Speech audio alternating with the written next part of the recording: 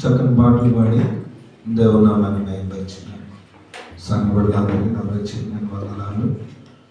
Bible పఠనం ఉందండి, Bible reading ఉంది, దయచేసి గమనించండి. న్యాయాధిపతుల గ్రంథం 3వ అధ్యాయము 28 నుండి చదవాలి. న్యాయాధిపతుల గ్రంథం 3వ అధ్యాయము 28. అనుకున్నానమ్మా.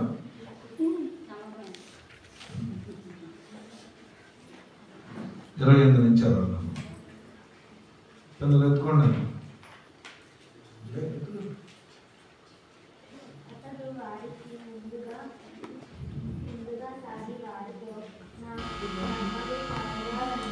దేవుడు తన పరిశుద్ధ వాక్యం మన మధ్యలో ఫలించి ఆశీర్వదించుగాక. ఆమేన్. ఇప్పుడు వచ్చిన మీ అందరికీ జనవరి మాసంలో మొట్టమొదటి శుక్రవారం ఉపవాస ప్రార్థనకు వచ్చిన మీ అందరికీ దేవుడు నామం బట్టి ప్రారంభంగా మిమ్మల్ని ఆహ్వానిస్తున్నాను.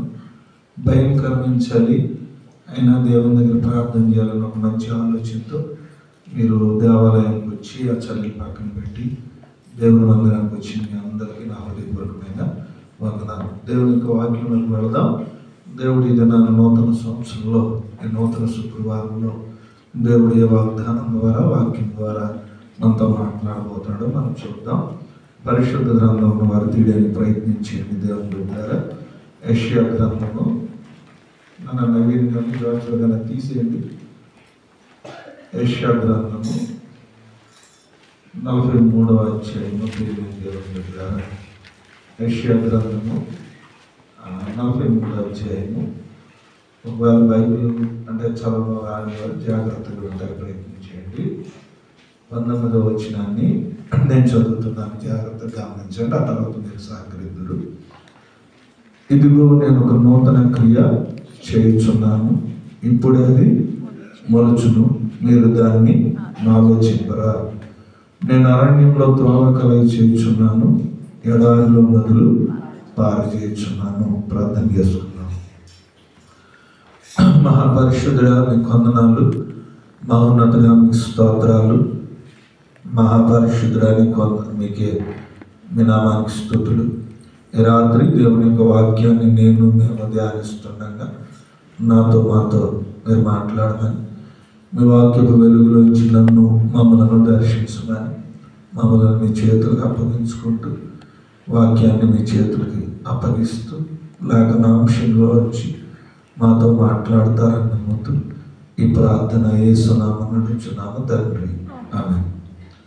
క్రీస్తునందు ప్రియమైన దేవుని బిడ్డలారా, ఈ నూతన సంవత్సరం దేవుని యొక్క వాక్యం మనతో మాట్లాడుతున్న మాట ఏంటంటే, ఇదిగో నేను ఒక నూతన క్రియ చేస్తా ఉన్నాను. ఇదిగో నేను ఒక నూతన క్రియ చేస్తున్నాను. అది ఇప్పుడే ఏం చేస్తుంది? మొలుస్తుంది. ఇప్పుడే అంటే ప్రారంభించబోతుంది, ఇప్పుడే అది మొలవబోతుంది అని చెప్తున్నాడు. మరి నూతన క్రియ నేను చేయాలని అనుకున్నప్పుడు దేవుడు నా కోసం నూతన క్రియ చేస్తున్నాడని మనం ఏం చేయాలంట? ఆలోచించాలి. అంటే దేవుడు నా కోసం ఈ సంవత్సరం నూతన క్రియ చేయబోతున్నాడు. అంటే దేవుడు నీ జీవితంలో ఏం చేయాలని ఆశపడుతున్నావో, దేవుని దగ్గర నుంచి నీ కుటుంబం ఏదైతే ఎదురు చూస్తూ ఉందో, దేవుడు అంటున్నాడు ఆ నూతన క్రియని నేను చేయబోతున్నాను. దాని గురించి మీరు ఏం చేయాలి? ఆలోచించాలి. ఎందుకు ఆలోచించాలి మనం? దేవుడు నా కోసం ఒక నూతన క్రియ చేస్తున్నాడు కాబట్టి దేవుని స్తుతించడమో, దేవుని దగ్గర ప్రార్థన చేయడమో, దేవునికి కృతజ్ఞతాస్తుతులు చెల్లించడమో చేస్తాం కాబట్టి, దేవుడిని జ్ఞాపకం చేసుకుంటాం కాబట్టి ఆయన అన్నాడు నేను మీకోసం ఒక నూతన క్రియ చేయబోతున్నాను. ఎలాంటి పరిస్థితుల్లో నూతన క్రియ చేయబోతున్నాను? అరణ్యంలో త్రోవ ఉంటుందా? ఉండదు కదా. అలాంటి అరణ్యంలో ఏం చేస్తున్నాను? నేను త్రోవను కలగ చేస్తున్నాను. అంటే మీకు అసలు ఎటు వెళ్ళాలో, ఎటు ప్రయాణం చేయాలో, ఎటు వెళ్ళాలో అనేటువంటి మార్గం తెలియనటువంటి పరిస్థితుల్లో మీరు జీవిస్తూ ఉంటుంటే, నేను అరణ్యంలో కూడా రూట్స్ అంటే అరణ్యంలో కూడా మార్గాలు నేను వేయగలను, రూట్ వేయగలను, అరణ్యంలో కూడా మార్గాన్ని వేయగలను. అంటే నీకు అసలుకి నడవలేనటువంటి అంటే ముందుకు వెళ్ళలేనటువంటి స్థితిలో కూడా నేను మార్గాన్ని వేస్తాను అన్నాడు. తర్వాత ఏమన్నాడంటే ఎడారిలో ఏం చేస్తాడట? నదులు. అంటే ఎడారిలో అసలు నీరు దొరకడమే కష్టం. మనకి ఎడారిలో నీరు దొరకడమే కష్టం. అంటే అతి క్లిష్టమైనటువంటి పరిస్థితులను కూడా దేవుడు ఎలా మారుస్తాడట? సమృద్ధిగా మారుస్తాడు, సమృద్ధిగా మారుస్తాడు. చూడండి, ఇస్సాకు జీవితంలో జ్ఞాపకం చేసుకున్నప్పుడు భయంకరమైనటువంటి కరువు కాలంలో అంట 100 పంట కోయగలిగాడట. దేవుని స్తోత్రం. ఎవరు చేశారు ఒక నూతన క్రియ? ఇస్సాకి దేవుడు చేశాడు. ఇస్సాకు దేవుడు ఎడారిలో అంటున్నాడు, అరణ్యంలో మార్గాన్ని వేస్తానంటున్నాడు. ఎడారిలో నేను నదులు అవి ప్రవహించేటట్టుగా నేను చేస్తా. అయితే దేవుడు ఇలా చేస్తాడని నువ్వేం చేయాలి? ఆలోచించాలి. అంటే దేవుడు నాకు చేయటం లేదు అన్న ఆలోచనలో నుంచి, దేవుడి దగ్గర నాకేమి రాలేదన్న స్వభావంలో వచ్చి, సాధారణ మనం ఎంత దేవుడికి వ్యతిరేకంగా ప్రేరేపిస్తున్నా ఆ నెగిటివ్ సంబంధించినటువంటి వ్యతిరేకమైన ఆలోచన అన్నింటి నుంచి బయటకు వచ్చి, దేవుడు ఈ సంవత్సరం నాకు నా కుటుంబాన్ని నూతన క్రియ చేస్తున్నాడు. దాని గురించి నేను ఆలోచించాను.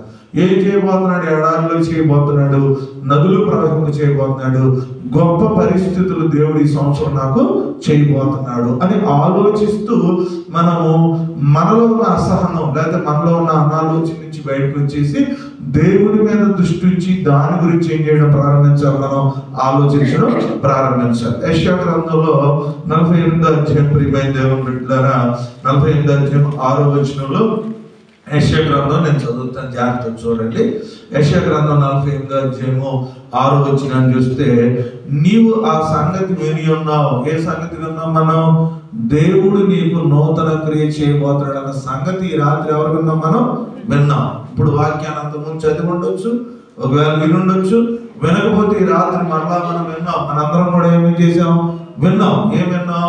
దేవుడి రాత్రి మన కుటుంబాలు ఈ సంవత్సరం నూతన క్రియలు చేయబోతున్నాయి. దేవుని స్తోత్రం. ఆ సంగతి మన అందరం కూడా విన్నాం అనే మాటలు.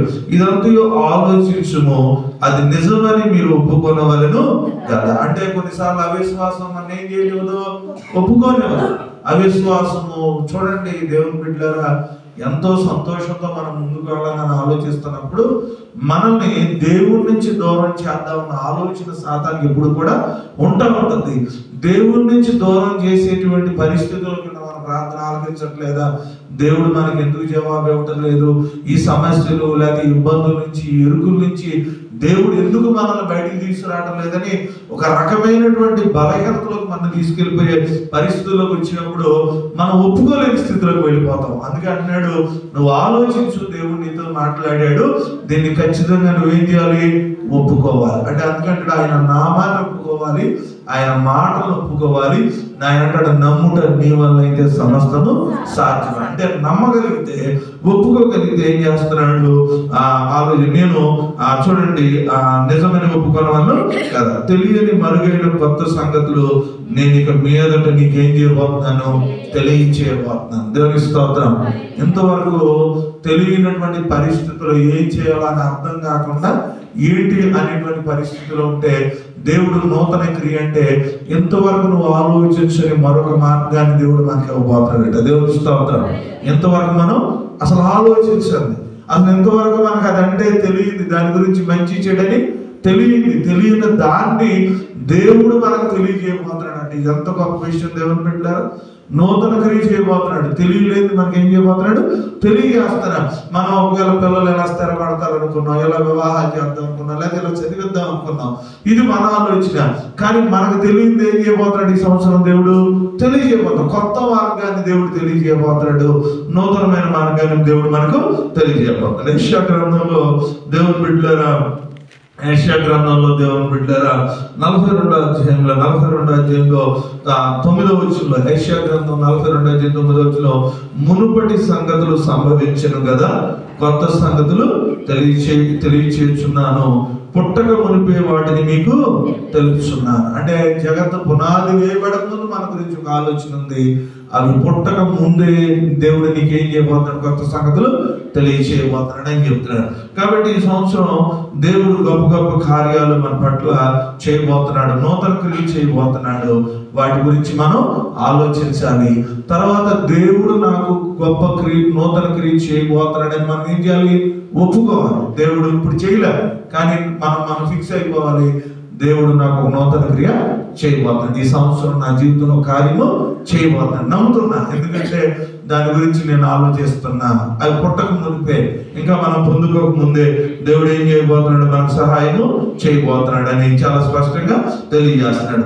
ఆ విధంగా మనం ఉండగలిగితే దేవుడు నూతన క్రియలు చేస్తాడు. నూతన క్రియలు చేయాలి అని అంటే మనం ఇంతవరకు నూతన క్రియల గురించి విన్నాం. నూతన క్రియలు చేయాలి అని అంటే బైబిల్ ఏం చెప్తుందో చూద్దాం. ఎహెజ్కేలు గ్రంథానికి వచ్చేయండి. నూతన క్రియలు చేయాలని అందరికి ఆశ ఉంది కదా. ఆశపడడం తప్పు కాదు. ఆశపడినప్పుడు ఆయన కొన్ని మనకి ఏం చేస్తాడంటే కండిషన్స్ పెడతాడు, కొన్ని షరతులు పెడతాడు, కొన్ని ఉద్దేశాలు, ఆయన ఉద్దేశాన్ని మనకు బయలుపరుస్తాడు. ఆ ఉద్దేశాలు నెరవేరిస్తే ఈ సంవత్సరం ఆ క్రియలన్నీ జరుగుతాయి. దేవుని స్తోత్రం. మనం చెప్పిన కండిషన్స్ మనం నెరవేరిస్తే ఆయన ఏం చేస్తాడు? ఆయన క్రియలన్నీ మనకు చేస్తాడు. ఏ కండిషన్ పెడతాడు? ఎహెజ్కేలు గ్రంథం, మీరు ఒకరు చదవండి ఆ మాట, ఎవరైనా కానీ పర్లేదు. ఎహెజ్కేలు గ్రంథం దేవుని పెట్టారు. ఎహెజ్కేలు గ్రంథం 36వ అధ్యాయము 26వ వచనంలో, ఎహెజ్కేలు గ్రంథం 36వ అధ్యాయం 26వ వచనంలో బైబిల్ ఏం చెప్తుందో చూడండి అమ్మా. అమ్మా, నా నూతన హృదయాన్ని నీకు ఇస్తాను, నూతన స్వభావము నీకు కలగజేస్తాను. చూడండి, ఆ నూతన స్వభావం నీకు అంటే నూతన క్రియలు జరగాలి అంటే దేవుడు నీకు ఆల్రెడీ చెప్పేశాడు. ఏమిస్తానన్నా? నీకు నూతన స్వభావాన్ని నేను ఇస్తున్నాను. అంటే దేవుడు నూతన స్వభావాన్ని ఇస్తానన్నప్పుడు యాక్సెప్ట్ చేసే పరిస్థితి ఎవరికి ఉండాలి? మనకు ఉండాలి. అంటే ఒక వివాహం చేస్తామంటే పెళ్లి కొడుకు పెళ్లి కూతురు ఏం చేయాలి? ఒప్పుకోవాలి. అంతేనా కదా? పెళ్లి చేస్తామని చేసేస్తామని మనం చెప్తాం. ఒప్పుకోవాల్సింది ఎవరు? వాడు. దేవుడు అలాగే నూతన స్వభావాన్ని నీకు ఇస్తానంటున్నాడు. ఆ నూతన స్వభావాన్ని స్వీకరించాల్సింది ఎవరు? మనం. నేను అలాగే జీవిస్తాను, నేను ఇంకా నూతనంగా ఉండను, నేను అలాగే జీవిస్తానంటే మన జీవితంలో ఏం జరగవు? నూతన క్రియలు జరగవు. ఆయన అంటున్నాడు, నూతన స్వభావాన్ని నేను నీకు ఇవ్వాలని ఆశపడతా ఉన్నాను. ఈ సంవత్సరం నీలో ఉన్నటువంటి స్వభావాన్ని సంవత్సరం ఏం చేయాలి? మనం మార్చుకోవాలి. మనలో ఉన్న స్వభావాలు ఏం చేయాలి? మార్చుకోవాలి. మనలో ఉన్న స్వభావాన్ని మార్చుకోకపోతే ప్రేమైన దేవుని బిడ్డలారా, మన జీవితంలో దేవుడు ఏం చేయడు? కార్యాలు చేయడు. మనలో ఉన్నటువంటి స్వభావాలు మనకు ఇబ్బందికరంగా ఉంటాయి, కానీ దేవుడు చెప్పినప్పుడు మన స్వభావాన్ని మనం ఖచ్చితంగా మార్చుకోవాలని బైబిల్ గ్రంథం సెలవిస్తుంది. దాంట్లో చెప్తుంది, నూతన సంవత్సరం నూతన స్వభావం ఎలా కలిగిందంట? రాతి గుండెను మీలోంచి నేనేం చేయాలనుకున్నాను? తీసివేసి మాంసపు గుండెను కట్టాలని ఆశపడుతున్నాను. దేవునికి స్తోత్రం. మన గుండె దేవుని ఎరగక ముందు ఏంటి? కఠినమైంది, రాతితో సంబంధమైంది. అంతేనా? కొన్ని గుండెలు ఏమవో కరగవు, కొన్ని గుండెలు ఏమవో కరగవు. దేవుని బిడ్డ, కొన్ని గుండెలు చాలా కఠోరంగా ఉంటాయి. కొన్ని గుండెలు అంటే గుండె కరగాలి అని అంటే మనిషి ఎదుటి వ్యక్తి బాధను గ్రహించే స్థితి ఎప్పుడు వచ్చింది మనకి? మీరు చూడండి, ఈరోజు ఉదయకాల సమయంలో మీరు గమనించారు లేదు, నేను చూసిన సంఘటన అసలు నా జీవితంలో చాలా కలిసివేసింది. దేవుని బిడ్డ, ఎంత భయంకరమైన పరిస్థితుల్లో మనం ఉన్నామంటే, భార్యాభర్తల మధ్య అసమాధానకరమైన పరిస్థితులు రేపల ప్రాంతంలో జరుగుతూ ఉన్నాయి. భార్యాభర్తల మధ్య సంఘటనలు హృదయ విచారకరమే. భర్త హింసిస్తున్నాడు, కాదని మనం చెప్పలేం. భార్య బాధను అనుభవిస్తుంది, కాదని చెప్పలేం. కానీ అక్కడ ఉన్న సంఘటన ఏంటంటే, చాటు మాటును ఏదైనా సంఘటన జరుగుంటే బాగుండేదేమో మనకు తెలియదు, కానీ నడి రోడ్డు మీద తన భర్తను చెప్పి 100 మంది చూస్తూ ఉన్నప్పుడు పేక మీద కాలేసి ఉరేసి చంపేస్తూ ఉంటుంటే ఒక్కళ్ళు కూడా పట్టించుకోలేనటువంటి సమాజాన్ని అండి. తర్వాత అంత కఠినమంటే ఆ వ్యక్తిని చంపితే కానీ తృప్తి పడనటువంటి తన భార్యకు ఉద్దేశం కూడా మంచిది కాదు. జైల్లోనే పెట్టొచ్చు, నా భర్తను రానివ్వకుండా చేయమని చెప్పొచ్చు, పరిపూర్ణంగా లోపలించమని చెప్పొచ్చు, లేదా తన నుంచి దూరంగా మనం వెళ్ళిపోవచ్చు. కానీ తను చంపితే కానీ తృప్తి పడనటువంటి పరిస్థితి కానీ, తన చంపుతున్నా చూస్తున్నటువంటి మనుషులు కానీ ఏం గుండెలండి? రాతి గుండెలు. ఎవడా అంటాడు ఏడిపిస్తున్నాడంటే ఏడిపించి ఉండొచ్చు, కానీ చంపలేదు. ఏడిపించాడు కానీ ఆమెను చెప్పాడు, ఏడిపించి ఉండొచ్చు, వేదం చేసి ఉండొచ్చు, బాధ పెట్టి ఉండొచ్చు, కానీ తను ఎప్పుడు కూడా ఆయన చంపలేదు. అంటే గమనించాలి మనం, కొన్నిసార్లు మనుషుల జీవితాల్లో రాతి గుండె ఎంత అయిందంటే, ఒక మనిషిని హింసిస్తే కానీ, ఒక మనిషిని బాధ పెడితే కానీ, ఒక మనిషిని గాయపరిస్తే కానీ, ఒక మనిషికి వేదన చెందితే కానీ మనకి తృప్తి పడినటువంటి సమాజం నేటి సమాజంలో మనం గమనిస్తున్నాం. అలాంటి స్వభావం మనలో ఉంటేనంటే, ఒక మనిషి కష్టపెడితేనో, ఇబ్బంది ఉంటేనో, ఒక మనిషి గాయపరచబెడితే, ఒక మనిషిని హింసిస్తేనే బాగుంటుంది అన్న స్వభావం మనలో ఉంటేనంట బైబిల్ చెబుతా ఉంది. ఏం చెబుతా ఉంటే అది రాతి స్వభావం. దేవుడు ఏం చేయడు? నూతన క్రియ చేయడు. అందుకే మీరు గమనించండి, స్టెఫన్ దగ్గర ఉన్నప్పుడు పౌలు రాతి గుండెతో ఉన్నాడు. స్టెఫన్ను చంపే అంతవరకు కూడా అపోస్తలుడైనటువంటి పౌలు సౌలుగా ఉన్నప్పుడు ఆయన యొక్క అంగీకరించాడట. ఆయన చంపడం ఏం చేశాడు? అంగీకరించాడు. కానీ ఆ తర్వాత సౌలు ఎప్పుడైతే పౌలుగా మార్చాడో ఇంకా ఆయనలో రాతి గుండె లేదంట. ఆయన చంపడానికి కానీ ఇంకొకరు హింసించడానికి కానీ ఇప్పుడు కూడా ఇష్టపడాలి. అంటే క్రైస్తవ జీవితంలో దేవుడు మన జీవితంలో నూతన క్రియ చేయాలి అంటే దేవుడు అంటున్నాడు, రాతి గుండెను నేనేం చేస్తాను? తీసేస్తాను. రాతి గుండె నేను తీసేస్తాను. తీసేసి ఏం పెడతాను? నేను మాంసపు గుండెను నేను పెడతాను. చూడండి, డాక్టర్కి వెళ్ళిన తర్వాత ఆపరేషన్ చేస్తున్నప్పుడు మన శరీరం అంతా కూడా వారికి ఏం చేయాలి? అప్పగించినప్పుడే శరీరంలో ఉన్న దేనిదైనా వ్యర్థం కానీ పనికిరాని కానీ వాళ్ళు తీసేసినప్పుడే అవి కోఆపరేట్ చేయగలరు. మా తమ్ముడికి ఒకసారి భయంకరమైన యాక్సిడెంట్ అయింది అనుకుంటున్నారు. విపరీతమైన యాక్సిడెంట్ అయింది. ఒక రోజు పెద్ద గోడను గుద్దేశాడు. గుద్దేగానే సెట్ అంతా కూడా పగిలిపోయింది. హాస్పిటల్లో ఎన్ఆర్ఐ హాస్పిటల్ విజయవాడలో ఉన్నాడు. ఆ ఉదయానికి నేను వెళ్ళాను. వెళితే ఈ గడ్డం కాడ ఆపరేషన్ చేసేటప్పుడు చాలా ఇబ్బందిగా ఉంది. ఆడు ఒప్పుకోవట్లా, ఆ గడ్డం తీయడానికి ఆడు ఒప్పుకోవట్లా. ఎదురుకుంటే నాకు బాధ అవుతుంది. ఆడు ఒప్పుకోవట్లా, ఎదురుకుంటే నాకు ఊరుకోండి, పర్లేదు ఉంచండి. నేను అన్నాను. డాక్టర్స్ మమ్మల్ని బయటికి తోసేసాడు. తోసిన తర్వాత షేవ్ తీసేసి ఆపరేషన్ చేశారు. ఒకవేళ అది చేయకపోతే తనలో ఉన్నటువంటి లేదా రూపు కానీ డాక్టర్ గారు అనుకున్నది కానీ డాక్టర్ గారు ఆలోచించింది కానీ ఏమవుతుంది జరగదు. అంటే క్రైస్తవ జీవితంలో మనకి ఇబ్బందిగా ఉండొచ్చు, మన కష్టంగా ఉండొచ్చు, మన బాధగా ఉండొచ్చు, కానీ దేవుడు ఆ రాతి గుండెని తీసేస్తానన్నప్పుడు, మాంసపు గుండెని పెడతానన్నప్పుడు మనలో ఉన్న కఠినమైనటువంటి స్వభావాన్ని తీసివేసుకుని మృదువైన స్వభావంలో మనం మార్చబడాలి. దేవుని స్తోత్రం. ఇంకా మనం రాతిగానో మూర్ఖత్వంగానో మీరు గమనించండి దేవుని బిడ్డలారా, ఇటువరకైన కంటే కూడా మనుషులు చాలా వరకు ఏం స్వభావంలోకి వెళ్ళిపోయారంటే మృగ స్వభావంలోకి వెళ్ళిపోయారు. మీరు గమనించండి, నేను ఒక్కొక్కసారి చూస్తూ ఉంటాను, జంతువులు కూడా ఊరుకోవండి. ఇంకొక దాని మీద అటాక్ చేస్తుంటే జంతువులు కూడా కాపాడతా ప్రయత్నం చేస్తాయి. కొన్ని కాకులు కూడా కాకి చేయకపోతే అవన్నీ కూడా చాలా వేదనగా ఉంటాయి. దేవుని బిడ్డరా, మనుషుల యొక్క హృదయం ఈ మధ్యన ఏమైపోతుందంటే రాతి గుండెగా మార్చబడిపోయిన పరిస్థితులు మనం గమనిస్తున్నాం. కాబట్టి బైబిల్ ఏమని చెప్తుందంటే, రాతి గుండె నీలోంచి తీసివేసి నూతన స్వభావం నీలో వచ్చినప్పుడు దేవుడికి ఏ క్రియ చేస్తాడు? నూతన క్రియ చేస్తాడు. దేవునికి స్తోత్రం. నీలో అదే రాతి స్వభావం ఉండిపోయింది అనుకోండి, మనం కఠినమైన నిర్ణయాలు తీసుకున్నాం అనుకోండి, మన స్వభావాన్ని మార్చుకోవడంలో ఫెయిల్ అయిపోతూ ఉంటే దేవుడు మన పట్ల ఏం చెడు కార్యాలు చేయడు. ఎహెజ్కేలు గ్రంథంలో 11వ అధ్యాయంలో ప్రియమైన దేవుని బిడ్డలారా, ఎహెజ్కేలు గ్రంథంలో 11వ అధ్యాయం దేవుని బిడ్డలారా 19వ వచనంలో చెప్పినటువంటి ఒక చక్కని మాట ఏంటంటే, వారు నా కట్టడలను నా విధులను అనుసరించి, ఎహెజ్కేలు గ్రంథం 11:19 వచనం, వారు నా కట్టడలను నా విధులను అనుసరించి గైకొనున్నట్లు నేను వారి శరీరంలో నుండి రాతి గుండెను తీసివేసి వారికి మాంసం. ఎప్పుడైతే కట్టడలు అనుసరించడం ప్రారంభిస్తామో మనకు అర్థమైపోద్ది. ఏమర్థమైపోద్ది?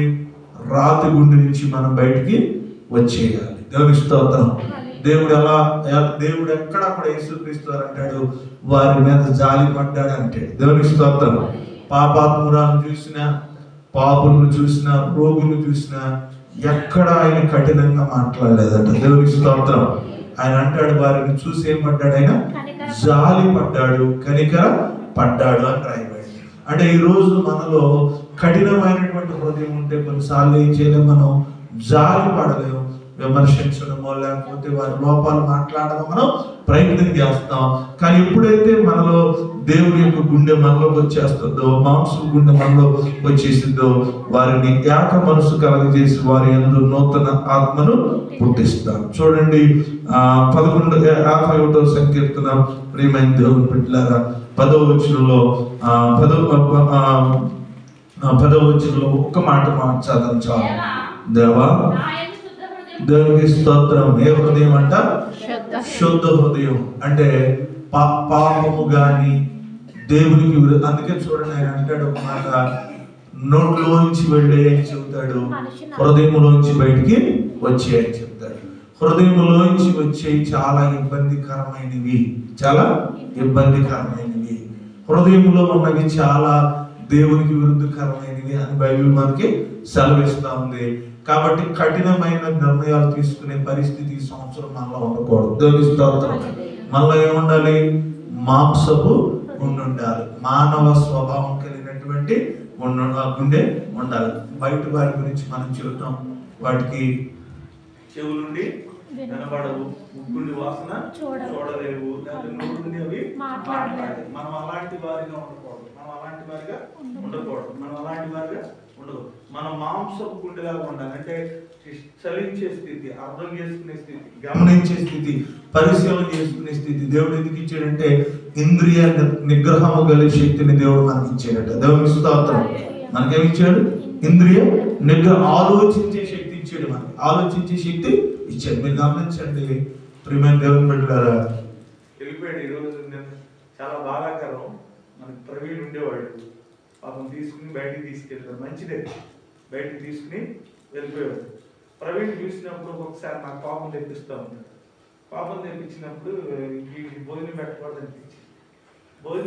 అనిపించినప్పుడు మళ్ళా నాకేమనిపించేది అంటే, అన్ని బాగున్నోడే ఒక్కొక్కసారి ఇబ్బందిగా ఉంటాడు. ఆల్కహాల్ అలవాటు ఉండవు, అన్ని బాగానే ఉంటారు, అన్ని పరిస్థితులు బాగుండే వాళ్ళే మెంటల్గా ప్రవర్తిస్తూ ఉంటాడు. వీడు మెంటల్గా ఉండి మెంటల్గా ప్రవర్తించడం తప్పు అంటారా? తప్పు. మీరు ఆలోచించండి. నేను బాగుండి మీతో మెంటల్గా ప్రవర్తించేది అనుకోండి, ఆడికంటే పెద్ద దూరం మారుతుంది. అంతేనంటారు కదా. అప్పుడు ఆలోచిస్తే నాకు అనిపించింది, మామూలుగా అన్ని ఫిజికల్గా అన్ని రకాలుగా ఉంటాయి. తెలుసా, ఒక ఆయన హీరో వాళ్ళ ఇంట్లో గొడవ అయితే కాల్ చేశాడు. ఒక ఆయన హీరో కాల్ చేస్తే ఏం చెప్పారంటే మెంటల్ సర్టిఫికేట్ తెచ్చి మెంటలోడు ఏం కాదు, కావాలని కాదు, మెంటలోడేమి కాదు, మెంటల్గా కాల్చారనుకోండి అది వేరే విషయం. కానీ కొన్నిసార్లు ఏంటంటే వారికి మానసికమైన పరిస్థితి లేక, కొంతమంది కొన్ని బలహీనతలు బట్టి బలహీనంగా ఉండొచ్చేమో, కానీ ఏ బలహీనత లేకుండా కొంతమంది బలహీనంగా ప్రవర్తిస్తారు చూసారా, అది చాలా ప్రమాదం. దేవునికి స్తోత్రం. అది ఏం పిచ్చోడండి అంటే మానసిక స్థితి లేక, మీరు గమనించట్లేదు, కడుక్కోడు పెద్దగా కడుక్కోడు పాపం, కడుక్కోడు ఏది పడితే ప్లేట్ కడగరా కడగరా అంటారు, కడగడు తినేస్తాడు. ఆహారం కావాలంటే క్లీన్ ఉండాలని తెలియదు. మనకైతే తెలుసు ఏం చేయాలి, మనం కడుక్కోవాలి, మనం కడుక్కోవాలని తెలుసు. అంటే అతను మానసిక పరిస్థితి బాగుంటే అతను అలాగూ తినలే, ఏది పెట్టినా తినేస్తాడు. కానీ అంటే గమనించండి, ఎందుకు ఈ మాటలు చెప్తున్నారంటే మానవ స్వభావం చాలా ప్రాముఖ్యమైంది. ఆయన అంటున్నాడు, ఆయన చెబుతున్నాడు ఆ కీర్తన గ్రంథంలో మనకి ఏమని చెబుతున్నాడంటే, దేవా నా యందు శుద్ధ హృదయము కలగ చేయము నా అంతరంగంలో అనే మాట చెబుతున్నాడు. మనలో బైబిల్ చెబుతున్న మాట ఏంటంటే నూతన స్వభావానికి ఏం చేయాలి, మన ప్రాముఖ్యత ఇవ్వాలి. నూతన స్వభావాన్ని మనలో ఉండే రాతి గుండె మనకి ఉండకూడదు. కొంతమంది ఏదో స్త్రీలు బైబిల్ ప్రకారంగా కొంతమంది ఏదో చెప్తూ స్త్రీలను ఎంపికగా చేశారు, తర్వాత కాబట్టి ఆవిడ కరగదు, లేకపోతే పురుషుడు మట్టితో చేశారంట. సామెతలు వింటానికి మాత్రం అవి బాగుంటాయి. దేవుడు అలాగే చెప్పాల, దేవుడు అలాగనేమి చెప్పాలి. మనం మాట్లాడుకుంటాం అంతే. పురుషులు కఠోరంగా ఉండేవారు ఉంటారు, స్త్రీలు కఠోరంగా ఉంటారు, చిన్నలు కఠోరంగా ఉంటారు, పెద్దలు కఠోరంగా ఉంటారు. నేను మొన్న రాజమండ్రి ప్రాంతానికి వెళ్తున్నప్పుడు, మన కైకలూరు వెళ్తున్నప్పుడు బస్ స్టాండ్లో నుంచుంటే ఒక పెద్ద ఆవిడ, మళ్ళీ వాళ్ళ అమ్మ, వాళ్ళ నాన్నమ్మ, మొత్తం 3 తరాలు ఉన్నారు. అంటే పాప ఉంది, తల్లి ఉంది, ఇంకా తల్లి ఉన్నారు. తల్లి ఉంటే ఒక ఆవిడ అడుక్కునే ఆవిడ వస్తే ఓ పాప 10 రూపాయలు తీసేస్తుంటే వాళ్ళ పెద్ద ఆవిడ చాలా సీరియస్గా చెప్తే ఇస్తే ఏమైంది, చిన్నపిల్ల చాలా చక్కగా ఇస్తే ఏమైందంటే అసలు రాకేసి గెలిపించింది. ఎందుకంటే ఆ పిల్లలో ఆ స్వభావంతో దేవుడు ఇచ్చిన కృప. దేవునికి స్తోత్రం. అంటే చిన్న పిల్లలైనా కూడా అర్థం చేసుకునే స్థితి, గమనించే స్థితి దేవుని బిడ్డలు. ఎందుకంటే లేని స్థితిలో వాళ్ళు అడుగుతున్నారు కాబట్టి ఏం చేయాలి, మనం దానము చేయాలి. కొంతమంది ఏం ఇస్తే ఏమైంది, మళ్ళీ ఒక్కొక్కటి బూతులు తిడతారు. కొంతమంది పని చేసుకోవచ్చుగా, కష్టపడవచ్చుగా, 2 చేతులు ఇవ్వ, మనం ఇచ్చే 10 రూపాయలకి 10 మాటలని మాట్లాడే కొంతమంది వ్యక్తులు ఉంటారు. అందుకే బైబిల్ చెప్తుంది రాతి స్వభావం నుంచి మనం ఏం చేయాలి, బయటికి రావాలి అంటాడు. 2 కొరింథీయులకు రాసిన పత్రిక 5:17 అంటాడు, కాగా ఎవడైనా క్రీస్తునందు ఉన్నవాడు నూతన సృష్టి. ద్వితీయోపదేశకాండం చదవండి అమ్మ, 30:6 చూద్దాం. 30:6 మరియు చూడండి, ఈ రాతి స్వభావం నుంచి ఎందుకు రావాలంటే మనం బయటికి బ్రతకాలి కాబట్టి. ఉదయం జేసీ దివాకర్ రెడ్డి అనేటువంటి ఆయన తన న్యూస్లో మాట్లాడుతూ చక్కని మాట చెప్పాడు. నేను చాలా లక్షలు కోల్పోయి, ఎందుకు కోల్పోయాను తెలుసా, నా మూర్ఖత్వాన్ని బట్టి కోల్పోయాను అని చెప్పాడు. దేవునికి స్తోత్రం. నేను చాలా డబ్బు లాస్ అయిపోయాను తెలుసా, మీకు ఎందుకు లాస్ అయిపోయాను తెలుసా, అది నా మూర్ఖత్వం అని ఒప్పుకున్నాడు. మూర్ఖత్వాన్ని ఒప్పుకోవడం కాదు, మూర్ఖత్వాన్ని ఒప్పుకుని దాన్ని ఏం చేసుకోవాలి, మనం సరి చేసుకోవాలి. మనం ఏం చేయాలి, సరి. నిజమే, మన మూర్ఖత్వం వల్ల చాలా కోల్పోతా ఉంటాం మన జీవితంలో. అందుకే అంటున్నాడు, మరియు నువ్వు బ్రతకాలి అంటే నీ పూర్ణ హృదయంతో, నీ పూర్ణ ఆత్మతో నీ దేవుడైన యెహోవాని ప్రేమించినట్లు నీ దేవుడైన యెహోవా తనకు లోబడుటకు నీ హృదయముకును నీ సంతతి హృదయముకును సున్నతి చేయును. దేవునికి స్తోత్రం. అంటే దేవుడైన యెహోవాకి నీవు నీ సంతతి ఏం చేయాలట, లోబడాలి అంటే ఎవరు లోబడగలుగుతారు చెప్పండి? రాతి గుండెలు లోబడగలుగుతారా? లోబడరు. మాంసపు గుండె వారు మాత్రమే ఏం చేయగలరు, లోబడగలరు. అందుకే అంటున్నాడు, నువ్వు దేవుడు నూతన క్రియ చేయాలంటే నీలో ఉన్న కఠోరమైన మనసుని ఈ సంవత్సరం మనం ఏం చేయాలి, మార్చుకోవాలి. దేవునికి స్తోత్రం.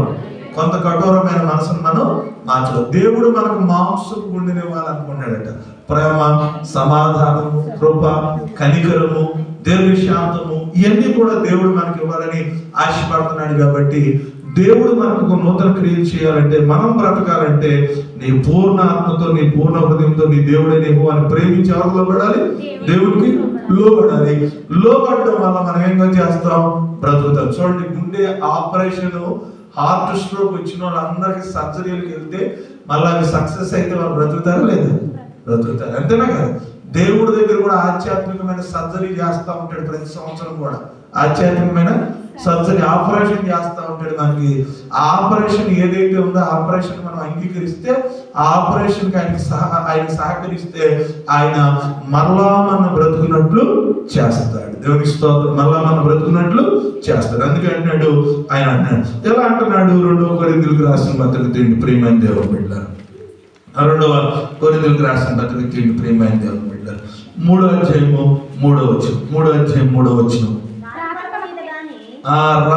చూడండి, రాతి పలక మీద గాని సిరాతో గాని, చూడండి ఈ యొక్క రాష్ట్రంలో ఒక రకమైనటువంటి బోధ ఒకటి ఉందన్నమాట. చర్చి పేరు మీద ఏం పెట్టాలట? క్రైస్ట్ చర్చ్ అని పెట్టాలట. ఏం చర్చ్ అని పెట్టాలి? ఏం చర్చ్ అని పెట్టాలి? క్రైస్తు అంటే క్రీస్తు సంఘం అని పెట్టాలంట. దేవుడు ఏమేం చెబుతున్నాడు? రాతి మీద గాని సిరాతో గాని, అంటే ఈ గోడల మీద గాని. అంటే మీరు చాలా చక్కని మాట ఏంటో తెలుసా? నీ హృదయము, నీ దేహము దేవుని ఆలయం అని మీరు, అంటే ఈ మందిర నిర్మాణాలు మనం ఉండడానికే. ఉన్న మనుషులమే మందిరము. దేవునికి స్తోత్రం. ఉన్న మనుషులమే మనం మందిరం. మనం ఆయన ఎక్కడ రాస్తారంటే సిరాతో రాయడట, రాతి పలకల మీద ఇంకా రాయడు. మోషే ఇచ్చినటువంటి ఆజ్ఞల మీద ఆయన రాయడని చెప్పేస్తున్నాడు. ఎక్కడ రాస్తానని చెప్తున్నాడు? చూడండి, గట్టి హృదయం మీద రాయడు ఆయన. గట్టి హృదయం మీద, మెత్తని హృదయాన్ని మాత్రమే ఆయన వాడుకుంటాడు. దేవునికి స్తోత్రం. ఎవరి మీద వాడుకుంటాడు? ఆయన చూడండి, అపోస్తలుడైన పౌలు అపోస్తలుడైనటువంటి పౌలు సౌలుగా ఉన్నప్పటికంటే పౌలుగా మార్చబడి మెత్తని హృదయం అయిపోయిన తర్వాత దేవుడు ఏం చేశాడు? వాడుకున్నాడు. ఆయన అంటాడు, నేను నా సాధనం అంటాడు ఆయన గురించి. దేవునికి స్తోత్రం. నేను విడిచిపెట్టిన శ్రమలు అనుభవించడానికి నేను వాడుకుంటున్నా పనిముట్టు, పరికరము అని చెప్తాడు. దేవునికి స్తోత్రం.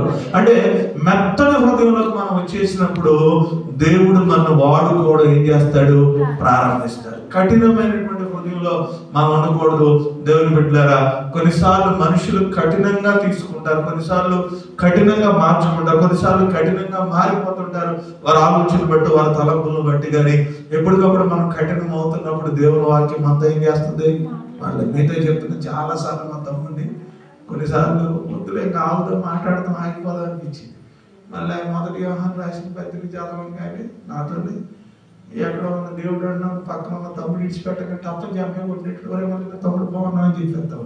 ఎందుకంటే వాక్యానికి విరుద్ధంగా జీవించేద్దామని ఏం చేస్తుంది? సాతాను మనల్ని ప్రేరేపించింది. కానీ వాక్యం ఎప్పుడైతే మనతో మాట్లాడింది అనుకోండి, వెంటనే మన జీవితాన్ని ఏం చేయాలి? మనం మార్చుకో. వారు ఏ విధంగా ప్రవర్తించినా కూడా మనము కఠోరమైన నిర్ణయాలు ఏం చేయకూడదు?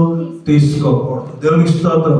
కఠోరమైన నిర్ణయం తీసుకున్నాం అనుకోండి, దేవుని ఆశీర్వాదాన్ని మనం కోల్పోతామని బైబిల్ గ్రంథం సెలవిస్తుంది. అందుకే అంటున్నాడు, ఇక రాతి పలకల మీద కాకుండా మెత్తని హృదయం అనే పలక మీద జీవము గల దేవుని ఆత్మతో మా పరిచర్య మూలంగా వ్రాయబడి క్రీస్తు పత్రిక ఉన్నారని మీకు తేటగా. పత్రిక క్రీస్తు, మీరు చాలా గమనించండి, చాలా మంది పత్రికలు పంచుతూ ఉంటారు. అడ్వర్టైజ్మెంట్ ఇస్తూ ఉంటారు. టీ-షర్ట్స్ మీద, వాటి మీద క్రికెటర్స్ కానీ, ఆడేవాళ్ళు కానీ, కబడ్డీ కానీ ఏదైనా కూడా అడ్వర్టైజ్మెంట్ ఇస్తారు. మనమే ఒక పత్రిక అంటండి. దేవునికి స్తోత్రం. మనమే ఒక అడ్వర్టైజ్మెంట్ అండి. మనమే ఒక మన నడక అడ్వర్టైజ్మెంట్, మన మాట అడ్వర్టైజ్మెంట్, మన ఆలోచన అడ్వర్టైజ్మెంట్, మన బిహేవియర్ అడ్వర్టైజ్మెంట్. మనం క్రీస్తు గురించి చెప్పవసరం. మనం చూడంగానే క్రీస్తు బిడ్డలని వాళ్ళు గ్రహించాలి. దేవునికి స్తోత్రం. మనం ఎవరు బిడ్డలమండి? క్రీస్తు బిడ్డల మీద వాళ్ళు గ్రహించాలి. మనమే ఒక అడ్వర్టైజ్మెంట్ అంటాడు. క్రీస్తు పత్రికలు మీరు అంటాడు. దేవునికి స్తోత్రం. ఒక్కొక్కరు ఒక పత్రిక, బైబిల్ పట్టుకెళ్ళిపోయినా వాళ్ళ మనం కరపత్రాలు పంచకపోయిన వల్ల వితౌట్ కరపత్రాలతో వెళ్ళి దేవుని మాటలు మనం చెప్పి రావచ్చు. దేవునికి స్తోత్రం. అంటే కరపత్రాలు తీసుకెళ్తే మన తీసుకురాకూడదని అంటారు. ఇంటికాడికి వెళ్ళిపోయి కూర్చుని కాసేపు దేవుని మాటలు చెప్తే సాధండి మనం చెప్పొచ్చు. సింపుల్ గా చెప్పు. ఎక్కడ రాసేసి ఉన్నాయి? మన హృదయంలో రాయబడి వారి హృదయంలోకి వెళ్ళిపోతుంది. మన కరపత్రం వాళ్ళకి ఇవ్వు, మన దగ్గర కరపత్రం ఉండదు, వాళ్ళ కరపత్రం. కానీ హృదయం టు హృదయం ఏం చేస్తాం మనం? ట్రాన్స్ఫర్ చేసేస్తాం. దేవునికి స్తోత్రం. ఒక్క మాట మీకు చెప్పింది మీరు గమనించండి అని అంటాడు, బాలుడు నడవలసిన త్రోవను 2 రకాలుగా అర్థం చేసుకోవచ్చు. నువ్వు చెప్పినప్పుడు అతను ఏ వయసులో ఉన్నా బాలుడే. దేవునికి స్తోత్రం. నువ్వు చెప్పినప్పుడు ఏ వయసులో ఉన్నా బాలుడే. పెద్దవాడైనప్పుడు తనకు ఆపద వచ్చినప్పుడు ఆ మాట ఉపయోగపడినప్పుడు జ్ఞానంతో ఆలోచించింది దేవుని మాట అనుకున్నప్పుడు అతను పడిపోకుండా అది అతను నిలబెట్టింది. దేవునికి స్తోత్రం. ఒక్క మాట మీరు ఇప్పుడు చెప్పింది మీరు గమనించండి. కొన్ని విత్తనాలు వేస్తే ఒకసారి రావు. వర్షం వచ్చినప్పుడు 4, 5, 7, 8, 9 సంవత్సరాల తర్వాత కూడా కొన్ని భూమిలో విత్తనాలు ఏమవుతూ ఉంటాయి? బయటపడతా ఉంటాయి. దేవుని మాటలు ఈ రోజు కాకపోతే పిల్లలు మారలేదు, ఆడ మారలేదు, ఏడ మారలేదు. ఎప్పుడు అనుకోమాకండి, మీరు చేసింది ఏది కూడా దేవుని దగ్గర వ్యర్థము కాదు. దేవునికి స్తోత్రం. వ్యర్థము కాదు. నూతన మనసును మీకు ఇస్తానని చెప్తున్నాడు. చూడండి దేవుని బిడ్డల ఎఫెసీ రాసిన పత్రికలో 2వ అధ్యాయం 10వ వచనంలో ఏం రాయబడిందో చూడండి. మరియు వాటి యందు 2వ అధ్యాయం 10వ వచనం చదువుతున్నామా? మరియు వాటి యందు మనము నడుచుకొనవలెనని దేవుడు ముందుగా సిద్ధపరిచిన సత్క్రియలు చేయడం, అంటే మంచి క్రియలు చేయడానికి మాత్రమే. చూడండి, మనం ఈ భూమి మీద ఎందుకు సృష్టించబడ్డామంట? మనం చేయాలంటే మంచి క్రియ చేయడానికి మాత్రమే. దేవుని స్తోత్రం. మనం ఏ పని చేసిన భూమి మీద చెడ్డ పని అనేది చేయకూడదు. మనం మంచి పని చేయడానికి మాత్రమే దేవుడు నిన్ను నన్ను సృజించాడు. దేవుని స్తోత్రం. దేవుడు నిన్ను ఎవరైతే మంచి పనులు చేస్తా ఉంటారో దేవుడు అంటున్నాడు వారి జీవితంలో నేను నూతన క్రియను చేస్తున్నాను. మనం క్రీస్తునందు సృష్టింపబడిన వారమై ఆయన చేసిన పని. కొన్ని చూడండి, మానవుడు చేసినటువంటివి కొన్ని మంచికి పనికి వస్తాయి, చెడ్డకి. పెట్రోల్ ఏం చేయొచ్చు? బండిలో వాడచ్చు, ఎవరి మీద వేసి తగలేయచ్చు, ఇళ్ళన్నా తగలేయచ్చు, ఇంకోటి ఏదైనా చేయొచ్చు. కానీ దేవుడు నిన్ను సృజించింది ఏం చేయడానికి చేశాడట? మంచికి మాత్రమే చేశాడు. టాబ్లెట్స్ కూడా కొన్ని పనికి వస్తాయి, కొన్ని మనకి ఏం చేస్తాయి? ఆపోజిట్ అవుతా ఉంటాయి. మానవుడు చేసింది అంతా కూడా మంచి ఉంది, చెడు. దేవుడు అసలు మనం చేసింది కేవలం దేని కోసం చేసాం? మంచిగా చేశాడు. కానీ మనము చెడ్డవారు అయిపోతున్నాం. ఎందుకు చెడ్డవారు అయిపోతున్నాం అంటే కఠినమైనటువంటి మనస్సును మనం కలిగి ఉండడం వల్ల మన గుండెను రాతిగా మనం మార్చుకో. ఆయన అంటాడు, ఇదిగో నీకు నేను నూతన క్రియ చేస్తున్నాను. కఠినమైన వారి పట్ల ఆయన ఏం చేయడు? నూతన క్రియ చేయడు. మెత్తని హృదయాల ఎడల ఆయన నూతన క్రియ ఈ సంవత్సరం చేయవాలి. క్షమించడంలో కానీ, సరిదిద్దుకోవడంలో కానీ, సరి చేసుకోవడంలో కానీ, ప్రేమ, జాలి, కనికరం కలిగి ఉండడంలో కానీ, దేవుడు వాక్యానికి విధేయత చూపించడంలో కానీ మనం ఆలోచించడం ప్రారంభిస్తే దేవుడు ఈ సంవత్సరం మనకి ఏం చేయబోతున్నాడు? నూతన క్రియలు చేయబోతున్నాడు. ఆలోచించండి. నేను అంటున్నాడు, ఎడారిలో నేను త్రోవలు కలగజేస్తాను, ఎడారిలో నేను నదులను ప్రవహింపజేస్తాను, అరణ్యంలో నేను మార్గాలను వేయిచున్నానని చెబుతున్నాడు. నూతన క్రియ పొందుకోవాలంటే నూతన మనసుతో, నూతన స్వభావంతో ఈ రాత్రి దేవుని వైపు ఈ సంవత్సరం మనం చూద్దాం. మనలో ఉన్న చిన్నవి అంటే మనం మనిషి ఎప్పుడు పరిపూర్ణం కాదు. సంవత్సరం మన ఆరోగ్యం నుండి, మన వయసు నుండి దేవుడు పిలుచుకునేంత వరకు మనలో ఉన్న లోపాలు ఏం చేసుకుంటూ ఉండాలి? మనం సరిదిద్దుకుంటూ ఉండాలి. ఎప్పుడైతే సరిదిద్దుకుంటాడో దేవుడు మనకు కావలసినటువంటి అవసరాలన్నీ ఆయన సమకూరుస్తాడు. తల వంచుకుందాం, కళ్ళు మూసుకుందాం. ప్రియమైన దేవుడు బిడ్డలారా, కథలు పంచుకుందాం. ఇంకా 2-3 పాయింట్స్ ఉన్నాయి కానీ సమయం అయింది. చలికాలం ప్రార్థన చేసుకుందాం, సమయానుకూలంగా వెళ్దాం. మళ్ళీ ఆదివారం మాట్లాడుకుందాం దేవుడి నూతన సంవత్సరంలో ఏం చేయబోతున్నాడు. మరొక టాపిక్ మాట్లాడుకుందాం, కంటిన్యూ చేద్దాం. మళ్ళీ శుక్రవారం ఇంకా ఈ విషయం కంటిన్యూ చేద్దాం. ఈ సంవత్సరం అంతా దేవుడు నూతన క్రియల గురించి, నూతన సంవత్సరాల గురించి దేవుడు మన జీవితంలో ఏ కార్యాలు చేయబోతున్నాడో ముందుకు వెళ్దాం. ప్రియమైన సహోదరి రాత్రి దేవుడు మీతో కొంతమంది చెప్పారు, నేను ప్రార్థన చేస్తున్నాను. యవనస్తులు సూరజ్ గాని, మన పిల్లలు పెద్ద జోషువా ఈ పిల్లలు కానీ యవనస్తురాలు కానీ కాస్త నిరీక్షణ కానీ పేర్లు రాసుకుని ఎవరైనా ప్రార్థన ఉంటే మీరు దగ్గరికి వెళ్ళిపోయి కనుక్కుని రాసుకుని నా దగ్గరికి తెచ్చేయండి. మరియమ్మ గారు చెప్పారు, నేను ప్రార్థన చేస్తాను. ప్రసన్న గారు చెప్పారు, ప్రార్థన చేస్తాను. వరహాల్ గారి గురించి ప్రార్థన చేస్తాను. దారిబాబు మదర్ గురించి ప్రార్థన చేస్తాను. ఇంకేదన్నా ప్రార్థనలు ఉంటే మీనా గురించి అమ్మా బాగా రాసేనా ఇవన్నీ ప్రార్థన చేస్తాను. దేవుని వాక్యం నుంచి మనసులోకి వెళ్దాం అమ్మా. అక్కడ దగ్గరికి రాసుకో అమ్మా. మిగిలిన వాళ్ళు వాక్యం మీద జస్ట్ మనసు ఉంచండి. దేవుడి రాత్రి నీతో మాట్లాడుతున్నాడు, నాతో మాట్లాడాడు. నూతన క్రియ చేయబోతున్నాను అంటున్నాడు. దేవుడు నూతన క్రియ చేయబోతున్నాను అంటున్నాడు. దేవుడు నీతో నూతన క్రియ చేయబోతున్నాడు అన్నాడు. ఆలోచించు, ఒప్పుకో.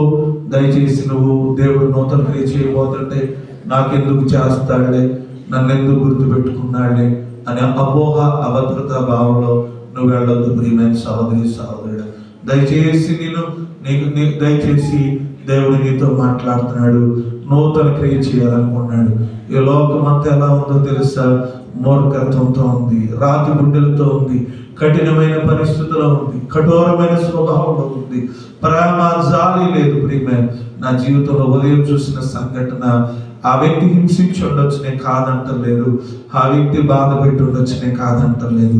ఒక నడి రోడ్డు మీద పట్టపగలు తన భర్తని ఆ భార్య చంపేస్తా ఉంటే ఒక్కరు కూడా ఇది తప్పని కానీ ఒక్కరు కూడా ఆపుదామని కూడా రాకపోతే సమాజం ఎక్కడికి వెళ్ళిపోతుంది? ప్రియమైన సహోదరు, తన తల్లి అయితే తన తల్లి అక్కడ నుండి ఆపదా, తన చెల్లెలు నుండి అక్కడ ఆపరా, తన అన్నదమ్ములు నుండి ఆపరా. అదే స్థితిలో ఆడ కూతురున్నా కూడా ఆపాల్సింది. స్త్రీ అయినా పురుషుడైనా ఎవరినైనా అంత కఠినంగా చంపడం ఎంతవరకు అంటే హింసించి ఉండొచ్చు, బాధ పెట్టి ఉండొచ్చు, తన మూర్ఖత్వం ఉండొచ్చు, తాగి ఉండొచ్చు. దాన్ని మనం యాక్సెప్ట్ చేయటంలా. కానీ ఒకరి ప్రాణం తీయడం ఎంతవరకు కరెక్ట్? ఆ ప్రాణం తీస్తుందంటే ఆవిడ మూర్ఖత్వంలో ఉంటే సొసైటీ ఏం చేస్తుంది ఆలోచించండి. సమాజం ఏం చేస్తుంది? వీడియో తీసుకుంటూ చూస్తూ పలకరించి అక్క వద్దక్క, కరెక్ట్ కాదక్క, లేదా చెల్లి వద్దమ్మా, తల్లి వద్దమ్మా ఎక్కడ కూడా రాలేదు. ఎలాంటి సమాజంలో మనం ఉన్నాం ఆలోచించండి. ఒక కుక్క, ఒక మనిషి, ఒక మామూలు జంతువు ప్రాణం తీయాలంటే ఎంతగా ఆలోచిస్తాం కదా, ఎంతగా బాధపడతాం కదా. ఎంత దుర్మార్గమైన స్వభావం అయితే ఒక వ్యక్తిని మనం చంపగలుగుతాం ఆలోచించండి. ఒక వ్యక్తికి హాని చేయగలుగుతాం ఆలోచించండి. ఒక వ్యక్తికి కఠోరంగా చేయగలుగుతాం ఆలోచించండి. అలాంటి స్వభావంలో లోకంలో మనం జీవిస్తున్నప్పుడు మనం మాత్రం మాంసపు హృదయం కలిగిన వారే, మాంసపు గుండె గలవారే, క్షమించే స్వభావం, అర్థం చేసుకునే స్వభావం. కొన్నిసార్లు మన కఠోరం రాదు, వచ్చింది ఎందుకు రాదు? వారి పరిస్థితులు బట్టి కొన్నిసార్లు కఠినమైన నిర్ణయాలు తీసుకోవాలని మనకు అనిపించింది, ఎందుకు అనిపించదు? కొన్నిసార్లు నీ కఠోరమైన మనసు రాదని నన్ను ఎందుకు రాదు, మానవ స్వభావం ఎందుకు రాదు మనకు వచ్చింది. కానీ దేవుడు మళ్ళా మెత్తని స్వభావాన్ని ఇచ్చి క్షమించే స్వభావం మనకి ఇవ్వగలిగితే, అర్థం చేసుకునే స్వభావం మనకి ఇవ్వగలిగితే, జాలి కలిగే స్వభావం మనకి ఇవ్వగలిగితే, బయటికి కఠోరంగా కనబడిన మనం లోపల జాలి కలగాలి. తండ్రి తను శిక్షించేటువంటి కుమారుణ్ణి లోపల ప్రేమించాలి. లోపల కఠినంగా ఉంటుంది. బయటికి మీరు గంభీరంగా ఉండండి, ఇబ్బంది లేదు. బయటికి మీరు కఠినంగా ఉండండి, కొన్నిసార్లు తప్పే కాదని. కానీ లోపల ఉద్దేశం ప్రేమ కలిగి ఉండాలి. లోపల ఉద్దేశం ప్రేమ కలిగి ఉండాలి. గద్దించాలి పిల్లల్ని, కఠినంగానే ఉండాలి. కానీ లోపల ప్రేమించాలి. మనం లోపల ప్రేమించాలి. లోపల మెత్తని హృదయం ఉండాలి. లోపల కఠినంగా ఉండకూడదు. బయటికి కఠినంగా ఉన్నారనుకోనివ్వండి, ఇబ్బంది ఏమి లేదు. బయటికి కఠోరంగా ఉన్నారనుకోనివ్వండి, ఇబ్బంది ఏమి లేదు. మేలు కోసం కఠినంగా ఉంటున్నాం, క్రమశిక్షణ కోసం కఠినంగా ఉంటున్నాం, సరిదిద్దడం కోసం కఠినంగా ఉంటున్నాం, సరిచేయడం కోసం కఠినంగా ఉంటున్నాం. అది తప్పని బైబిల్ చెప్పటల్లా. కానీ లోపల ఎటువంటి ఆ రాతి గుండెగా మనం మార్చబడదు. మాంసపు గుండె, జాలి కలిగి ఉందాం, కనికరం కలిగి ఉందాం, వాక్యానికి విధేయత చూపిద్దాం. దేవుడు నీకు ఈ సంవత్సరం నూతన క్రియ చేయాలనుకున్నాడు. ప్రేమైన సహోదరుడా, ఆలోచించవా? నీకు దేవుడు నూతన క్రియ చేస్తానన్నాడు. ఒప్పుకున్నావు ఈ రాత్రి? నువ్వు నా దేవుడు చేయగలడని సమర్థులను ఒప్పుకోగలుగుతున్నావా? ఈ రాత్రి నాకు చేయగలడని నమ్మకం నీకుందా? ఏ పరిస్థితిని బట్టి దేవుడు చేయగలడని నమ్మకం ఉందా? ఉంటే ఖచ్చితంగా దేవుడు నూతన క్రియ చేయబోతున్నాడు ఈ సంవత్సరం. నూతన క్రియ చేయబోతున్నాడు ఈ సంవత్సరం. దేవుడు నూతన క్రియ చేయ మాంసపు గుండె గల వారి అందరికీ మానవ స్వభావం, మంచి హృదయం కలిగిన వారందరికీ, దైవ వాక్యానుసారంగా జీవించే హృదయాలకి, దైవ చిత్తానుసారంగా జీవించే హృదయాలకి, వాక్యానుసారంగా జీవించే హృదయాలకి, వాక్యానుసారంగా నడిచే హృదయాలకి, వాక్యానుసారంగా వెళ్ళే హృదయాలకి దేవుడు నూతన క్రియ చేయబోతున్నాడు. నూతన క్రియ ఆలోచించు. ఎడారిలో నీళ్ళను పారు చేయబోతున్నాడు. ఎడారిలో అరణ్యములో ఆయన మార్గాన్ని వేయబోతున్నాడు. ఆలోచించని చెప్తున్నాడు. ఆలోచించని చెప్తున్నాడు. ఈ రాత్రి దేవుడు నూతన క్రియ చేయబోతున్నాడు. నీ కుటుంబానికి నూతన క్రియ చేయాలని సేవకుడిగా నేను ఆశపడతా ఉన్నా. మన కుటుంబంలో నూతన క్రియలు జరగాలని ఆశపడతా ఉన్నా. ఆలోచించిన ఎడారులో క్లిష్టమైనటువంటి పరిస్థితుల్లో దేవుడు చేయబోతున్నాడు. నువ్వు కొత్త విషయాలను దేవుడు చేయబోతాడు. నువ్వు ఊహించిన దానికంటే, నువ్వు అడిగిన దానికంటే, నువ్వు ఆలోచించిన దానికంటే ఈ సంవత్సరం దేవుడు కార్యం చేయవా. అది నీ ఊహకు అందరి క్రియని ఈ సంవత్సరం దేవుడు మనకు చేయబోతున్నాడు. నీతో నాతో దేవుడు మాట్లాడుతున్నాడు. ఈ నూతన సంవత్సరంలో మరొకసారి శుక్రవారం ఉపవాస ప్రార్థనలో దేవుడు మనతో మాట్లాడుతున్నాడు. నువ్వు ఆలోచించిన దానికంటే, నువ్వు ఊహిస్తున్నా, నువ్వు అసలు ఎప్పుడు కూడా థింక్ చేయండి, అసలు నువ్వు ఎప్పుడు కూడా గమనించిన దాన్ని గొప్ప కార్యాన్ని దేవుడు ఈ సంవత్సరం మనకు చేయబోతున్నాడు. మహోన్నతుడానికి స్తోత్రాలు, మహాపరిశుద్ధునికి వందనాలు.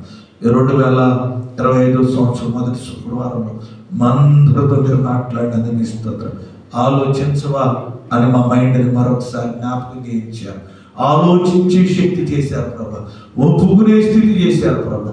మాకు నూతన క్రియలు 2025లో మీరు చేయబోతున్నారని మీరు చెప్పారు. ఆ మాట మేము ఒప్పుకుంటున్నాం, మేము నమ్మాం ప్రభా. మీకు కొత్త సంగతులు మా జీవితంలో ఏ మార్గాలు చేయబోతున్నారో మేమని నేను నమ్ముతున్నాం. అయ్యా మేమని నేను నమ్ముతున్నాం. నూతన క్రియలు మా పట్ల జరిగించమని ప్రార్థన చేయాలి. మానవ స్వభావం కలిగిన వారికి, రాతి గుండె లేకుండా మాంసపు గుండె కలిగి దేవుని వాక్యానికి విధేయత చూపించే ప్రతి హృదయాన్ని, ప్రతి పరిస్థితిని ప్రభా నేను జ్ఞాపకం చేసుకుంటానని మీరు వాక్యం భరోసాలు ఇచ్చారు ప్రభా. అందరిని బట్టి మీకు స్తోత్రం. ఎవరైతే మానవ స్వభావం కలిగి ఉంటున్నారో వారందరినీ పేరు పేరున మీ చేతులకు అప్పగిస్తున్నారు. వారి హృదయాలను జ్ఞాపకం చేసుకోమని ప్రార్థన చేస్తున్నారు. ఆయా రాతి గుండెలు ఎవరైతే ఉండిపోయారో, దేవుని ఇంకా రాతి గుండెగా ఎవరైతే ఉండిపోతున్నారు, మాంసపు గుండెను అంగీకరించలేక ప్రభా వారిలో కఠోరమైనటువంటి నిర్ణయాలు తీసుకుంటున్నారు. వారి గుండె ఇంకా మార్చబడకుండా ప్రభా అయ్యా వాక్యం తాగుతున్నా, వాక్యం వారి హృదయాలు వెళ్తున్నా, వాక్యం వారి దగ్గరికి వెళ్తున్నా అర్థం చేసుకోలేని స్థితిలో ఎవరైనా ఉంటే రాత్రి ప్రభా వారి గుండెలను ప్రభావైనా సరిదిద్దుకుని అయా క్షమించే స్వభావం, అర్థం చేసుకునే స్వభావం, గమనించే స్వభావం, దైవిక చిత్తాన్ని వారి మెత్తని హృదయాల మీద దేవుని వాక్యానికి ప్రభావ అవకాశం ఇచ్చే స్థితి, వాక్యానికి అవకాశం ఇచ్చే స్థితి, వారి హృదయమైన పలకల మీద అయా నా హృదయమైన పలక మీద నువ్వు రాయాలి తండ్రి. నా హృదయం అనే పలకల మీద ఒకవేళ నా నిర్ణయం వల్ల, నా మనసు వల్ల, నా స్వభావం వల్ల మీ చిత్తాన్ని వెతకలేని స్థితిలో కఠోరంగా ఉండిపోతుందేమో నా గుండె ప్రభు. అయా నా గుండె మెత్తగా ఉండాలి ప్రభు. నా గుండె మీద నువ్వు వాక్యం రావాలి. వాగ్దానం నా గుండెల మీద రాయాలి ప్రభు. వాగ్దానం నా హృదయం మీద రాయాలి ప్రభు. వాగ్దానం నా మీద రాయాలి ప్రభు అని దేవుని అడుగుదాం. ఆయన మాటలు నీ హృదయం మీద రాస్తే, ఆయన వాగ్దానం నీ హృదయం మీద రాస్తే, ఆయన వాక్యం నీలో ఉంటే దేవుడు నువ్వు బ్రతుకుతావు, నువ్వు జీవిస్తావు, నువ్వు ఆశీర్వదించబడతావు, నువ్వు ఆరోగ్యంగా ఉంటావు.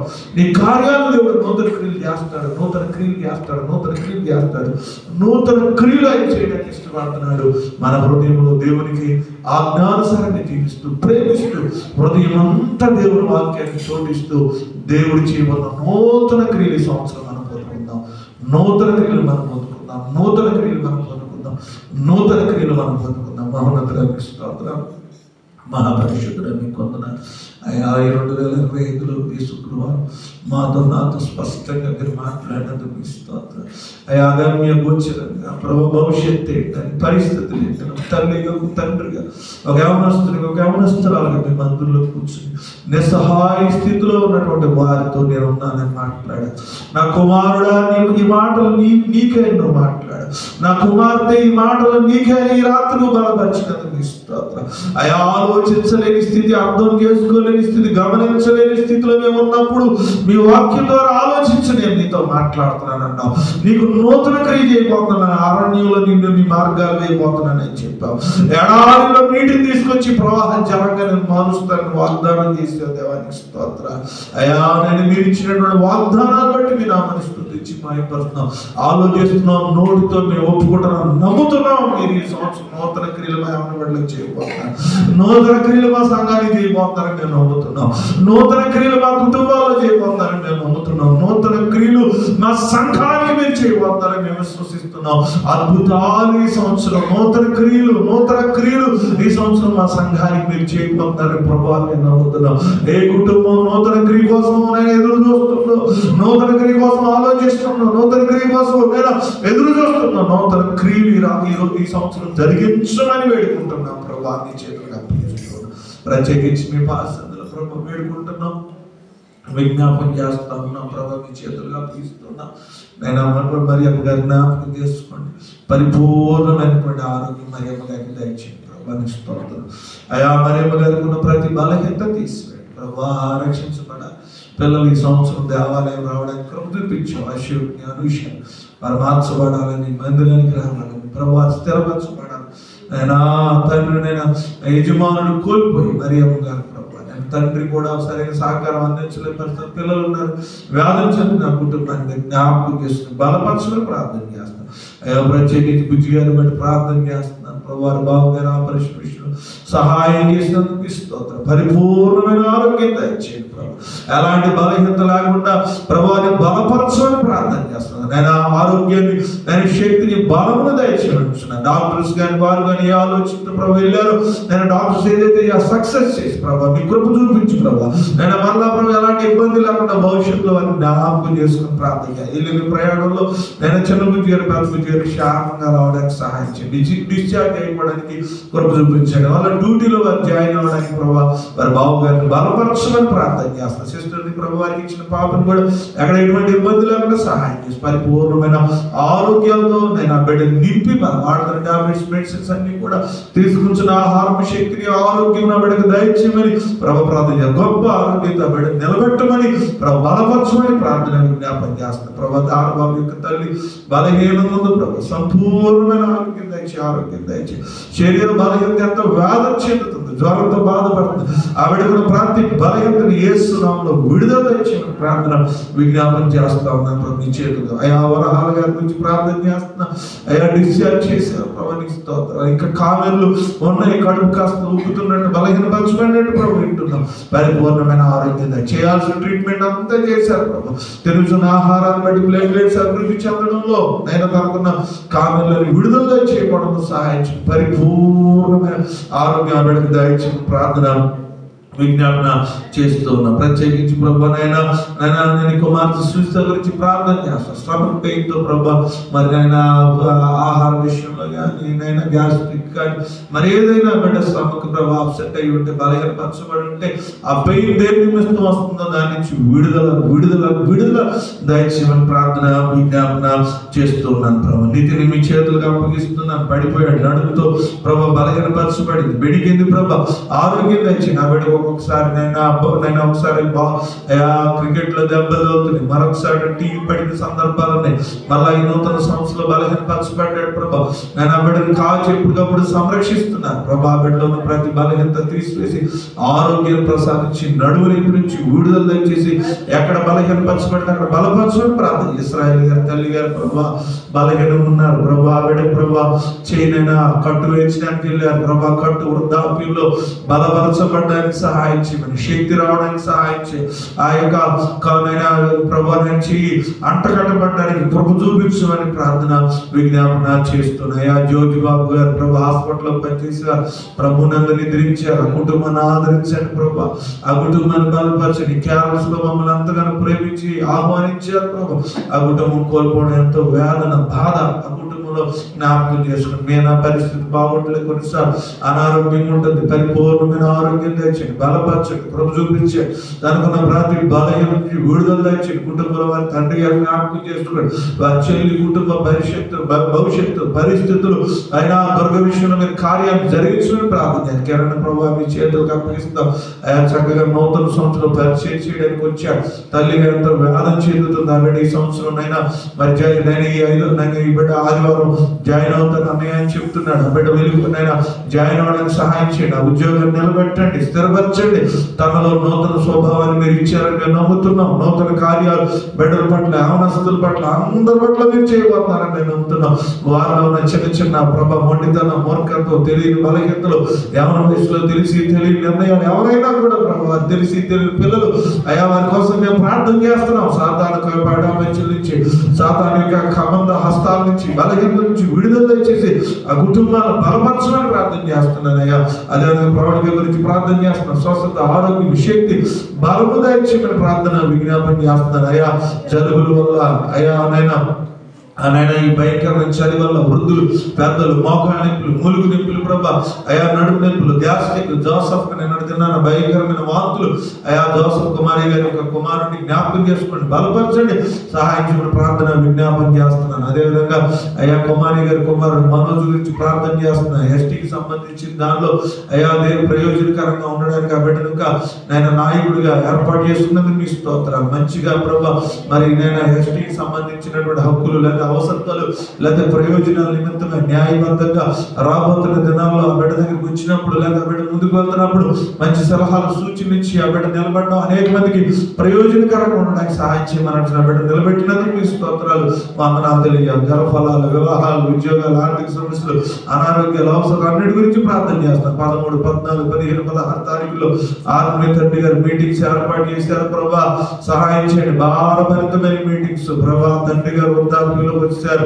పిల్లల భవిష్యత్తు పరిచయం ఏంటనే కంగారు నైనా సంస్థకైనా ఆర్థికంగా ప్రభానైనా దూర ప్రాంతం నుంచి వచ్చేటువంటి సహాయం ఆగిపోయింది. ప్రభా ఎలాంటి పరిస్థితుల్లో మీ ప్రభా మీ సన్నిధి ప్రభా మినిస్ట్రీకి దయచేయమని అడుగుతున్నా. బాప్తిసాలు ప్రభా, గ్రాడ్యుయేషన్ ప్రభా, అభిషేకాలు వీటన్నింటిలో ప్రభా వాక్యాలు చెప్పడం, ట్రాన్స్లేషన్ చేయడం, ఆత్మీయ తండ్రి గారికి బలం దయచేయడం. పక్కన కుటుంబం, అమ్మగారు వస్తారు, పిల్లలు వస్తున్నారు, నేను దొంగలతో పంచుకోవాలా, పిల్లలతో పంచుకోవాలా, ఓ పక్కన మీటింగ్లు, సేవకులు వీటన్నిటి మధ్య నెరిగిపోతున్నారు. వారిని బలపరచమని ప్రార్థన చేస్తాం. భారభరితమైన పరిచర్య ఎంతో సహకారం నేను వారి మీద ఎంతో మంది ఇంతవరకు సహకరించబడ్డారు. సంస్థ రాబోయే దినాలు ఎటువంటి ఆటంకం లేకుండా వారి పరిచర్య ప్రారంభించింది. కొనసాగబడడానికి ఎక్కడైనా వృద్ధులు నైనా కళాశాలలు, బైబిల్ కళాశాలలు, హాస్పిటల్స్ ఎక్కడ ఏది ప్రభావ మీ నామైన ప్రకటన ఎవరైనా ప్రారంభించారు అవి ఎక్కడ అడ్డుపడకుండా మీరే సహాయం తెచ్చేమని ప్రార్థన విజ్ఞాపన చేస్తుంది. ఈ సంవత్సరం నూతన సంవత్సరం వేడుకలు, క్రిస్మస్ వేడుకలు, పాటలు, డాన్స్ కార్యక్రమం, క్యారల్స్ అన్ని చక్కగా జరిగించారు. నేర్పించిన వారిని, నేర్చుకున్న వారిని, ఏర్పాటు చేసి పిల్లలు పాల్గొన్న వారిని, సంతోషించిన భోజన ఏర్పాట్లు సహకరించిన గుప్పిలు వారు అందరినీ పేరు పేరు మీ చేతులకు అప్పగిస్తున్న మరొక సంవత్సరాలకు మీ సన్నిధి, మీ ప్రసన్నత, మీ కృప కాపుదల దయచేయమని ఎక్కడ సాధారణ శోధన గెలుపులు, అనారోగ్యం, బాధ్యత లేకుండా సహాయం చేయమని వచ్చిన సోదరుడు గణేష్ గారిని కూడా గణం పెద్దకు సంఘం బిడ్డ బలహీనంగా ఉన్నాడు.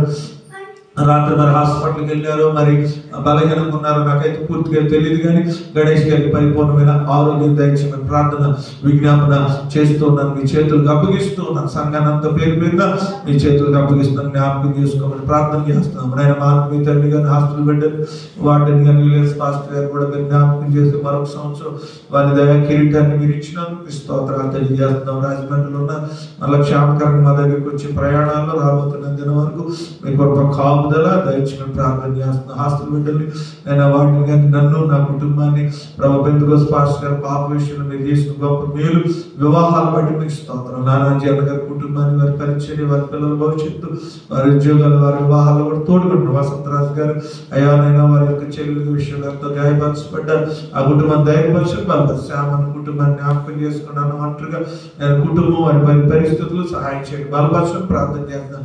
అయ్యా గోడ్ నేను అదేవిధంగా చింతపల్లి క్యాంపులో ఉన్న సంఘాన్ని, పరిచయం, సేవకుని జ్ఞాపకం చేసుకుని ప్రభావ మీ స్తోత్రాలు తెలియజేస్తున్నా. అదేవిధంగా ప్రభావ మీ పాసకులు ప్రభావ యూసీఎం సేవకులు సంఘము నాయకులను అందరినీ సేవకు జ్ఞాపకం చేసుకుని బలపరచుకొని ప్రార్థన విజ్ఞాపన చేస్తున్నా. యాన ప్రభావ మమ్మల్ని విడిచి ట్రాన్స్ఫర్ అయిన బిడ్డలు చాలా మంది బాలకనంగా ఉన్నారు. ప్రార్థన చేయమని అడుగుతారు. రేపటి దినాన్న ఎస్టీ గారి యొక్క మనవరాలది జన్మదినం హాస్పిటల్ భోజనాలు ఏర్పాటు చేశారు. ఆ కుటుంబాన్ని దీవించమని ప్రార్థన, ఆ కుటుంబాన్ని ఆశీర్వదించమని, చిన్న పాపని బలపరిచి దేవుడు మనుషులు ఒడ్డులు చేయడం దాయించడం ప్రార్థన చేస్తాను. అనిత మేడం ఎగ్జామ్స్ రాస్తుంది. పాస్టర్ గారు స్కీల్ పెంచే విధంగా ప్రార్థన చేయమని చెప్పింది. ఆ బిడ్డ కోసం ప్రార్థన చేస్తుంది. మీరు సహాయం చేయండి. భవిష్యత్తులో ఆ బిడ్డ పట్ల మీ కృప చూపించమని ప్రార్థన విజ్ఞాపన ప్రభావ చేస్తున్నాను. పవనయ్య గారి తండ్రి పరిస్థితి బాగోలేదు, ఆయన జరుగుతూ ఉంది ప్రభావ. బిడ్డకి ట్రీట్మెంట్ జరుగుతుంది.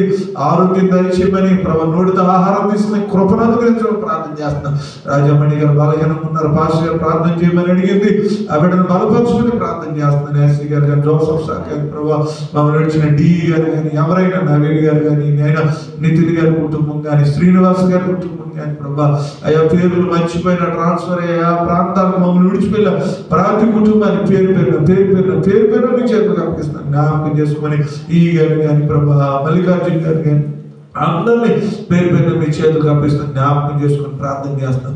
ఏదైనా మమ్మలను మా కుటుంబాలను దూరంలో ఉన్నటువంటి కుటుంబాలను కూడా మీ చేతులకు అప్పగిస్తూ ఆయన మీరే జ్ఞాపకం చేసుకుని సమస్తమైన గంత ప్రభావం పొందుకుని మంచి ఆరోగ్యాలతో వచ్చి నూతన ప్రభుత్వంలో వచ్చే ఆదివారం మేము పారిభాషలందరూ మీ కృప మీ సన్నిధికి ప్రస్తుతం మాకు దయచేయమని ప్రార్థన సన్నిధానానికి వచ్చిన ప్రతి ఒక్కరికి మీ చేతులకు అప్పగిస్తూ మేము స్తుతిస్తూ ప్రార్థన యేసునామమున అడుగుచున్నాం తండ్రి. ఆమేన్. పరలోకమందున్న మా తండ్రి, నా పరిశుద్ధపరచబడుగాక, నీ రాజ్యం వచ్చుగాక, మీ చిత్తం పరలోకమందు నెరవేరినట్టు భూమి మీద నెరవేరుగాక.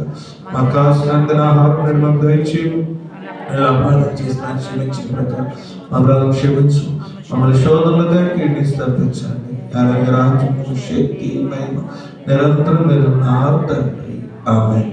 తండ్రి అయిన దేవుని ప్రేమ, ప్రభువైన క్రీస్తు వారి కృప, పరిశుద్ధాత్మ సహవాసము ఈ ఆరాధనలో ఉన్న ప్రతి కుటుంబానికి, ప్రార్థన అవసరం కలిగిన బలహీనులకు అవసరం కోసం చూస్తారు నూతన క్రియలతో దేవుడు మనల్ని మన కుటుంబాలు నడిపించును గాక. ఆమేన్. అందరూ వందనాలమ్మా. ప్రభు వల్ల సండే స్కూల్ పరిచర్య 9 గంటలకు సండే స్కూల్ పరిచర్య చక్కగా వచ్చారు. ఫస్ట్ శుక్రవారం చాలా సంతోషం. ఈ చెల్లు దేవుని స్తోత్రం. మళ్ళీ ఆదివారం ఆరాధన ప్రభు వల్ల మొట్టమొదటి ప్రభు వల్ల తీసుకుందాం. దయచేసి నేనేమో భారతీ నగర్కి వెళ్ళి కాస్త ప్రభు వల్ల